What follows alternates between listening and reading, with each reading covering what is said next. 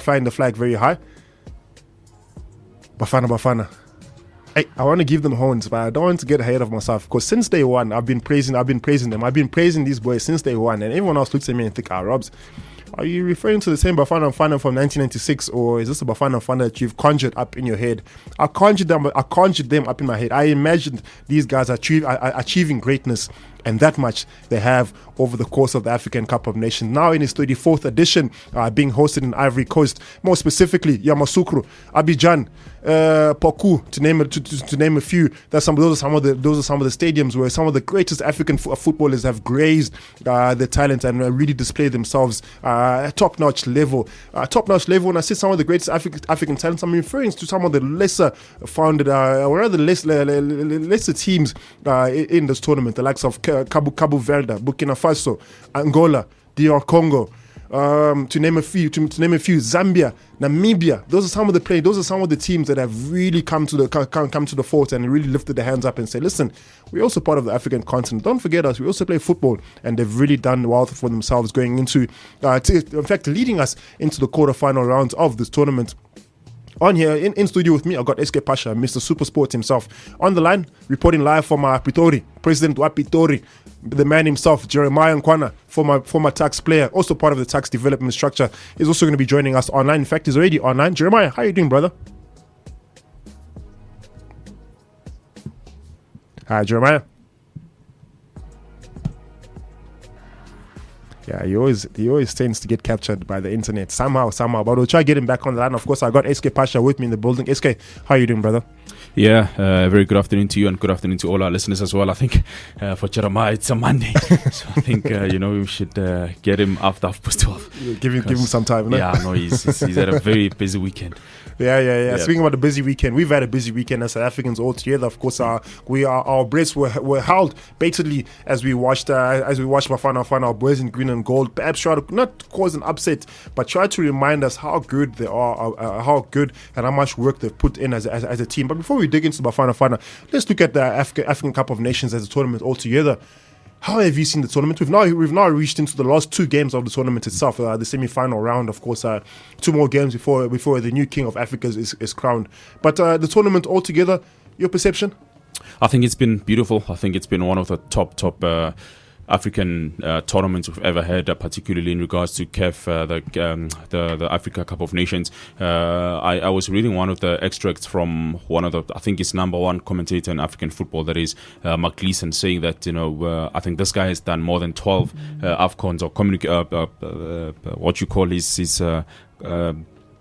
he's been one of the top commentators in Afcon for a very, very long time. He's done more than 10 or 12, I think, and he said this is the best Afcon that is ever done in the history of Afcon. So it tells you about the quality of it, and what makes it so beautiful as well is the pitches, the quality of pitches. I mean, African football has always been a challenge with the pitches, but this year I think Ivory Coast has done absolutely well in regards to the pitches. The attendance as well has been second to none. I mean, the game of South Africa versus Morocco, we'll speak about it in depth, of course, but it has 19,086 supporters in a 20,000 capacity stadium. So it tells you about the quality of the total Africa Cup of Nations, and I hope and pray that we grow much more better and we get more in regards to the next edition of Afcon. Really, really exciting. I think I like to share the sentiment because of late, or rather since in the past, African football has never really been attended or rather viewed by the African continent itself. Never mind the rest of the world. But I think this year specifically, considering the amount of talented players that represents the African nation, the national team on a domestic level, as far as domestic league football is concerned, a good majority of those players came into Africa, represented the country wholeheartedly, ensured that a good quality of football was on display throughout the course of the tournament. So for us to get to this point of the semi-finals, we really need to pay homage to number one, CAF itself. Of course, we can't forget President Fantastic himself, Patrice Motsepe, who's really made it a point to ensure that African football gets viewed by the masses That's the one point. The second point is to ensure that African football gets the investment it needs by the masses. He's brought in quite a few sponsors. In fact, he's increased the amount of money that the players get. He's increased the amount of the bonuses the bonuses the players get. He's increased the interaction, the awareness for the tournament itself, and he's also increased the fan value. Fans can get into the stadium, dress in the national memorabilia, dress in the cultural memorabilia, and they will be awarded accordingly for their achievement and for their support for their teams.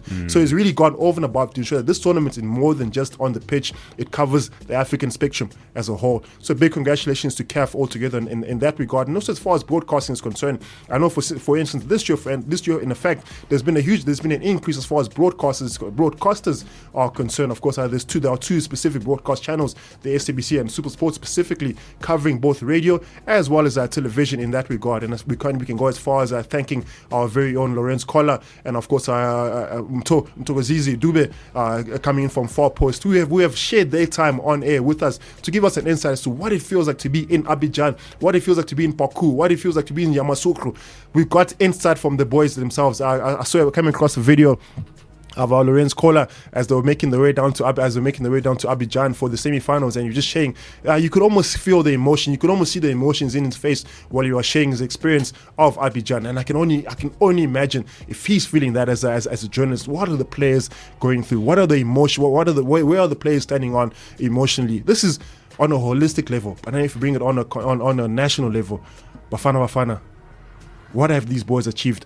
I want to dig into that perspective on your end, but I think we got Jeremiah back online. Jay-Z, how are you doing, brother? Jeremiah?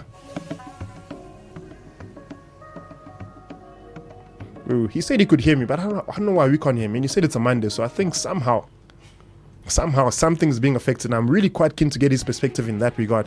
Jeremiah, can you hear me? We'll try him again. Jeremiah? Hello, Rob. How are you, brother? Now I can hear you loud and clear. I'm good, thanks to yourself, my brother. No, I can't complain. Can never, ever complain. Jeremiah, it's been a while since you and I have spoken. Of course, we've got some time to enjoy a lot of football over that break. I know you're busy improving your coaching badges as well, and just busy trying to improve the development of the Tuks football fraternity. I trust you've enjoyed this time. How has that experience been for you? Well, it's been a very exciting experience, even though it's been quite busy. Just happy that I'm going to improve my coaching badges, and also I will be able to help not only Tuks but South Africa as a whole in terms of football development in the country. I think we need a lot of that. No, big shout out to you. Big shout out to you for really putting your time aside. We know it's not an easy task. It's something that really takes a lot of time and dedication for you to be involved in such a program. Jeremiah, you're speaking about developing South African football, not just at Tuks, but on a holistic level. SK Pasha now, we're speaking about Bafana Bafana's progress, or rather the tournament itself, African Cup of Nations tournament itself, and how it's wowed the masses in terms of our viewership, in terms of the information we get from the tournament itself. As a viewer, as a sports lover, as a football lover specifically, how is your perception of the Afcon been? Look, I think this is one of the best tournaments that we've had in a long time. In terms of stadiums, the pitches are quality, the stadiums are there, attendance of fans is also impressive. So it's been a very good tournament so far. Even the quality of football from the so-called small-rated nations, they've shown their hands and they've been doing quite well. So I'm very happy with the tournament we've had. And hopefully can continue to the last day with Bafana being there. Yeah, hopefully it can continue. I think a lot of people are still glued onto the tournament only because Bafana Bafana is still part of it. But gentlemen, let's go through the tournament itself. When the tournament had started, there were quite a few favourites that were considered to come out triumphant in the specific tournament. Of course, I can only refer to number 17 world ranked side in Morocco, who I personally believe would have been triumphant in this year's tournament. But of course, they faced the David. I wanted to say the Goliath, but they faced the David in South Africa. But that's just one team. A couple of other North African teams have also been dubbed at the tournament. Who, at this stage of the tournament, SK Pasha, is the greatest elimination shock in your perspective? I think it's got to be the defending champions, Senegal.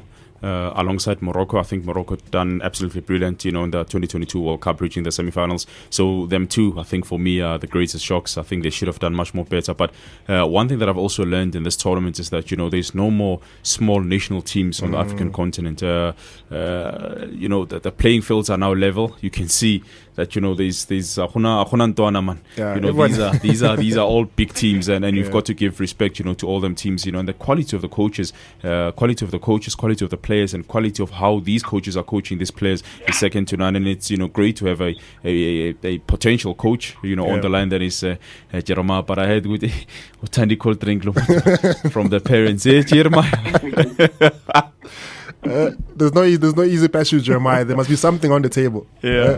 Jeremiah, I want to bring you in on this as well. SK Pasha has, of course, touched on some of the shock eliminations, and also touched on the key concept of how African coaches have developed the game to perhaps be considered for some of the top-notch jobs as far as world global football is concerned. Jeremiah, you as a coach, of course, are looking at all the teams from day one of the African Cup of Nations, and now we're heading into the last two games of the tournament. Which coach has impressed you the most? Eliminated or still part of the tournament? Well, honestly, I'm gonna start with our coach Hugo Bruce, because I think I'm one of the people who didn't believe the kind of style that he's playing is going to make it fine in the tournament like this. So he has very impressed me so much, and also. I don't actually know his name, but the Angolan coach, I was very excited to see the way Angola was playing, even though they got eliminated in the previous round, I think. So Angola was playing so much beautiful football with the likes of Captain Freddy and the striker Magululu, who were doing very well in the tournament. So I was very impressed with those two coaches. Yeah, I mentioned I gave a list of underdog teams that have really impressed in this tournament, specifically Mauritania, one of the other teams that I forgot to mention, Cabo Verde, another team, the three Guinea sides, Equatorial Guinea, Guinea-Bissau, as well as Guinea itself as well, and of course DR Congo. DR Congo perhaps I think when the tournament had started, were considered perhaps a lot of people's dark horse in this tournament, and they've really proven themselves to rise above as a stallion would.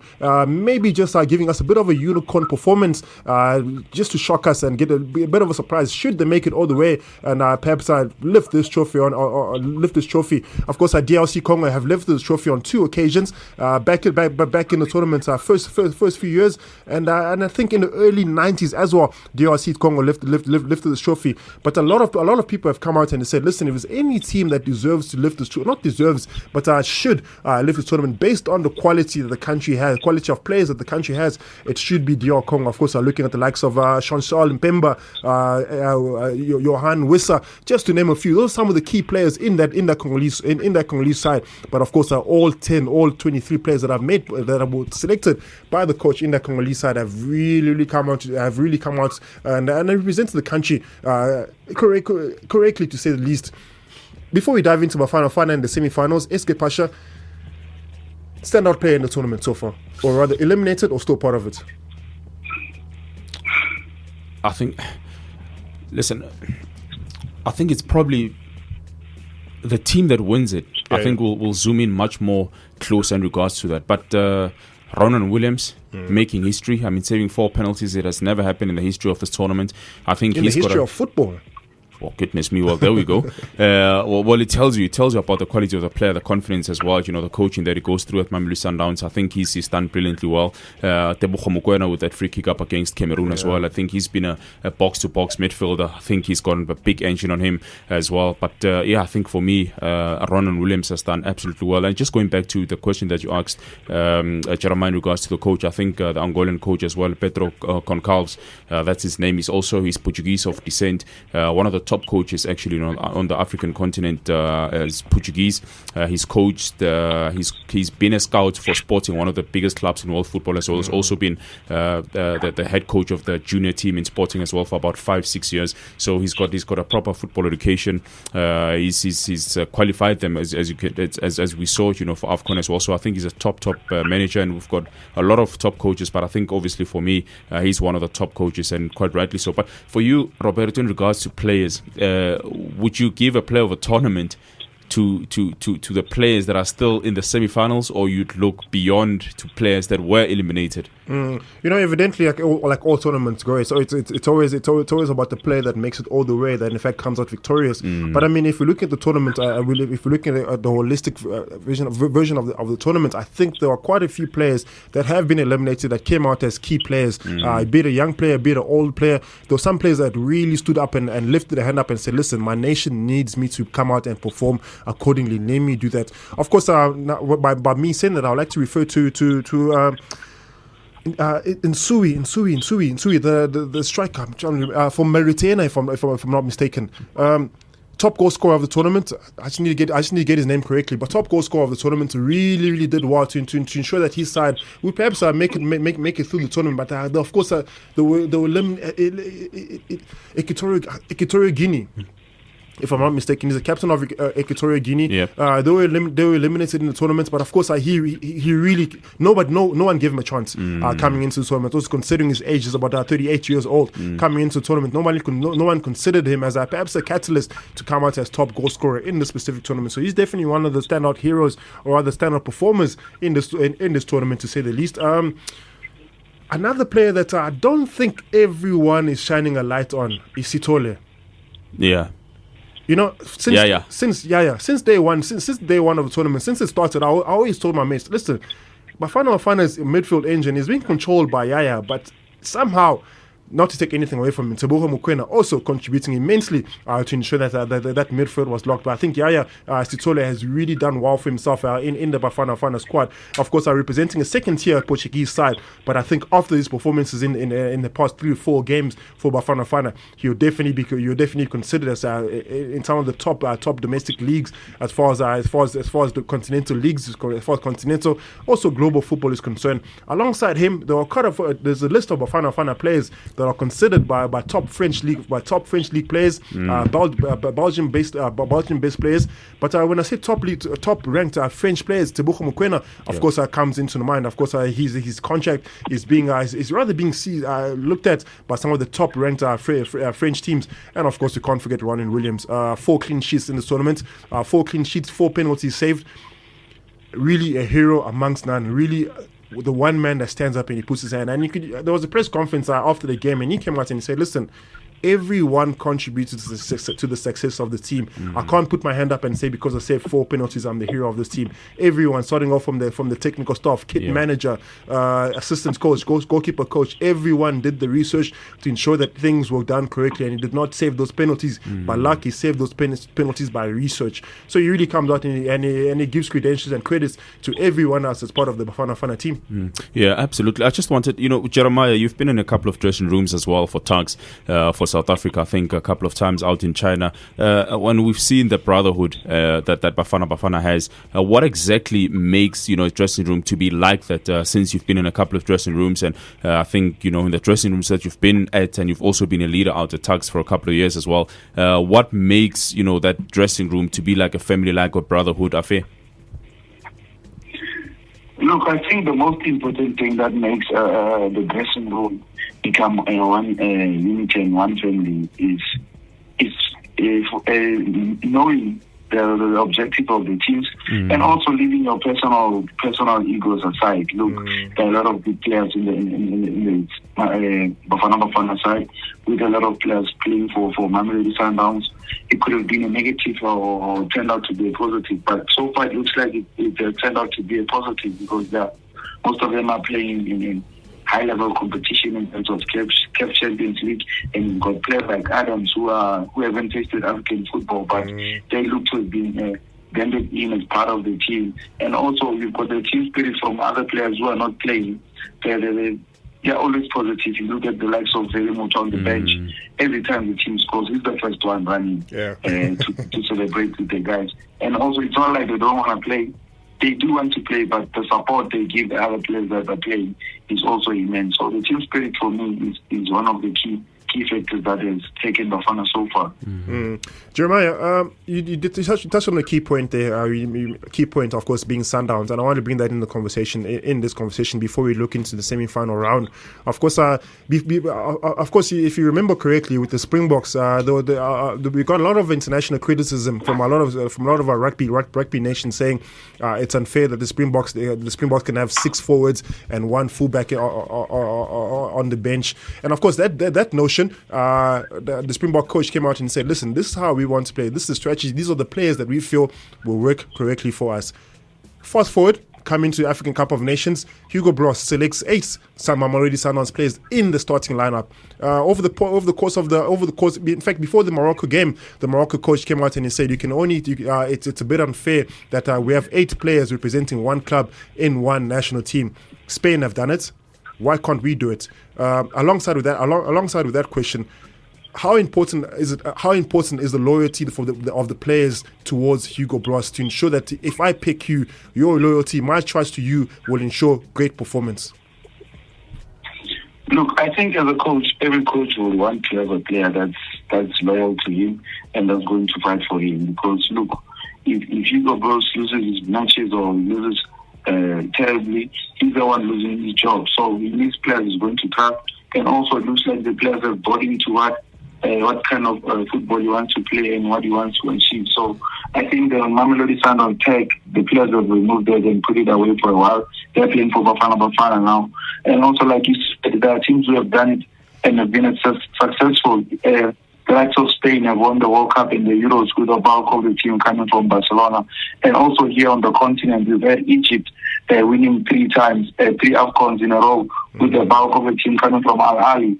I saw an article a few days ago with some journalists from Egypt saying he's not surprised Bafana Bafana playing so well because a lot of the players are coming from one team. We've done it as Egyptians. We've had a bulk of the team being made of Al Ahly players, and we're the most successful national team by then. Now, it's no longer the same. We have dropped. So I think the team chemistry from the club going into the national team is also important. Very, very important. Gentlemen, let's shift our attention to the semi-final round. Of course, Bafana Bafana have qualified for the semi-finals due to the heroics of our goalkeeper and captain, Ronwen Williams. First time we've qualified for the semi-finals in 24 years. In fact, the last time we had qualified for the semi-finals was in 2000. That's a long hiatus, almost 20, as I mentioned, 24 years since the last time we had achieved such a momentous achievement. Now the country holds its breath as we shift our attention to the Super Eagles. Outside of the football fraternity, a lot of people are quoting and saying, "Hey, they've taken our goals, they've taken our cars, they've taken our food. Now they're about to take the cup." Some are saying it's a war of Amapiano and Afrobeats. Some are saying it's a war of jollof rice and mohodu. Jeremiah, on the football pitch, what is this war really about? Well, no, this war has been going on for quite a while. I remember Nigeria said at the time Bafana Bafana won the 96 Afcon. Nigerians were saying we only won it because they were not there. And remember, 2 years before 94, they were the champions of Africa, so they couldn't come to South Africa. I don't know why, but they couldn't come to South Africa to defend their title. So Bafana won the 96 Afcon, and the Nigerians were there saying we only won it because we're not there. So it's been a war since then. So I hope Bafana will do well, and I expect them to do quite well. I believe they're going to do well on the field because the confidence is very high now. The nation is behind them, and coming to this match, I think Nigerians will be very, very confident also, but they undermining us, to be honest. Having heard the interview from the likes of Moses Simon saying we've beaten physical teams like Ivory Coast and other teams there. So it's going to be a war of like you say, we are the underdogs now, but I think we're going to come out tops. Hey, Jeremiah, that word, the last word you used, the underdogs, I don't think at this stage of the tournament is perhaps a fair sentiment to refer Bafana Bafana as, considering that Bafana Bafana has also caused a few upsets for Nigeria themselves. But SK Pacha, I want to bring you in on this. Of course, Hugo Bross has really done well with Bafana Bafana squad. In fact, he hasn't made any changes in the past 4 or 5 games that they've been in the tournament itself. But now going against the Super Eagles, perhaps a different challenge to that we faced of Mali in terms of the physicality, to that we faced of Morocco in terms of football quality and football exposure is concerned, and to that we faced as far as similar approach of game as far as Cabo Verde is concerned. What should Hugo Bross's approach be for this specific game against the Super Eagles? Well, I think, for Hugo Bross, what I've seen in I think the 4 games or 5 games that we've played so far in the Afcon has been the variety of football that we play. I think we've seen up against Mali in the first game when we lost 2-0. The first 45 we played them off the pitch. The second half they were on top of us and we played long balls. So the advantage is that we've got a variety of football that we can play. We've got a back 5 in regards to defense with obviously Ronald Williams. He can play from the back as well. We can play long balls as well into the channels or into the wings that can put in the crosses from Ahopa, who's very tall, but still's got I think he's 22 years of age. Still has a lot to learn, but he can try to hold up plays. His link up play with Tembazwane has been second to none in this tournament. So we've got a variety of styles, playing styles. But I think the first 10-15 minutes we should see as to how Nigeria play. But listen, they're big, they're very strong. They don't like nippy players. They don't like short players. So make we play one touch football, make you frustrate these guys. So I think that type of football will be very good for Bafana. Yeah, definitely, and I do agree in that sentiment. Nigeria are quite direct with their approach to football, and they don't like players running around them, as we can see with the physical size that they do oppose on any encounter. Not just mention size, the quality. Victor Osimhen up front, Lookman as well. Just to name a few of the quality players they can present and quality threats they can present to Bafana Bafana.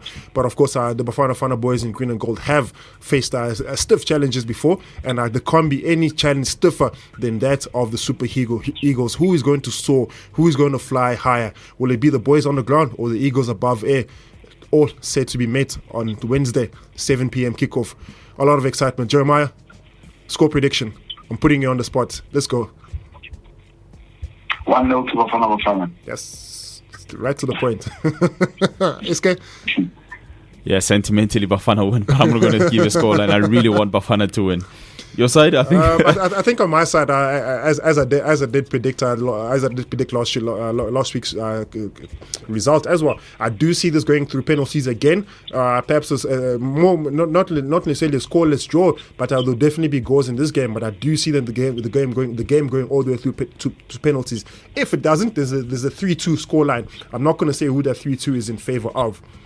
And then before we shift our attention to what's going on as far as global football is concerned in terms of domestic leagues, that's the one final semi-final matchup that we've considered, Bafana Bafana versus Nigeria, 7 p.m. kickoff on Wednesday. Directly after that, the team I like to refer to as the Lazarus story. The Lazarus came up, Ivory Coast. On the 3rd day, they were buried and dusted out the tournament. On the 4th day, the tournament gods considered Ivory Coast as perhaps a disciple that deserves to be resurrected again. On the 4th day, Ivory Coast were resurrected. On the 5th day, they booked their spot into the quarterfinal. On the 6th day, booked their spot into the semi-finals. And now we wait for Sabbath, the 7th day, for Ivory Coast to perhaps come out and to book their spot into the finals of the African Cup of Nations, who of course they are the host nations of this year's edition of the tournament. Interesting encounter for Ivory Coast. Perhaps I don't want to say it's been fair. It's been easy for Ivory Coast. But how have you paid their way into this tournament? Coming in as Ivory Coast, coming in perhaps with another golden generation as far as football is concerned. Being dubbed out of the tournament, being resurrected by another team's bad results, brought them back into the tournament, and now they see themselves 2 games away from being crowned kings of Africa. Yeah, you can never cheat football. You can never do that. I think they've rode their luck. but they've been, the support that they've been getting from the home supporters, the efforts of Cote d'Ivoire has been massive for them. They've got a couple of good players in their squad of all. I've also been impressed by certain jersey number 6's plays in the sense of midfield. I think I'll always be, biased in regards to